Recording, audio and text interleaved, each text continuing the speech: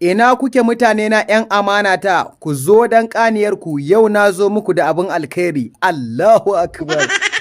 Wani ya kalle ni ya ce, wai ɗan ƙoƙiya a ina kake samun fina-finan Indiyan Hausa kana kalla? Inna lillahi.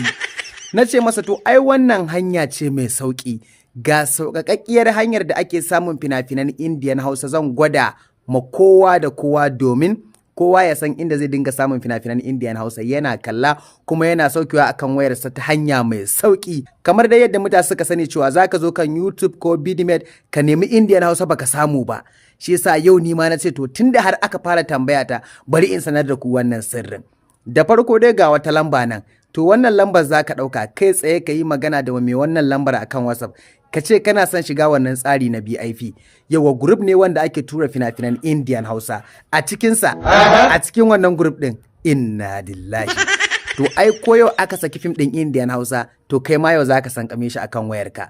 Kuma ba iya kamfanin Sultan ba. Duk wani kamfani da ka san yana fasarar Indiyan Hausa, la ilaha illa.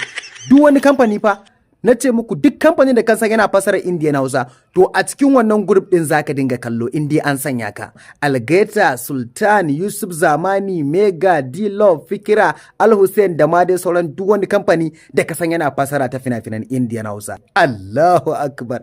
Da zaran kai masa magana a WhatsApp kawai ka ce kana son shiga group. Zai tura ma duk wasu bayanai kamar haka zaka dinga ganin fina-finan Indiyan Hausa. Duk wanda kake so sai dai ka dangwala ka saukar ko kuma ka dangwala ka kalla ba sai ka saukar ba. Mai yafi wannan. Yan uwana nace mai yafi wannan sauki. Yauwa wanda ya gani shi ma ya tura mu wani ya gani. Saura in ji wani ya boye ya ce ai ya samu hanyar samun fina-finan Indiyan Hausa ba zai nuna wani ba. Ni ma dan kokiya duk hasada ta na cire ta na kawo muku. Don haka kuma ku tura ma waɗansu su amfana.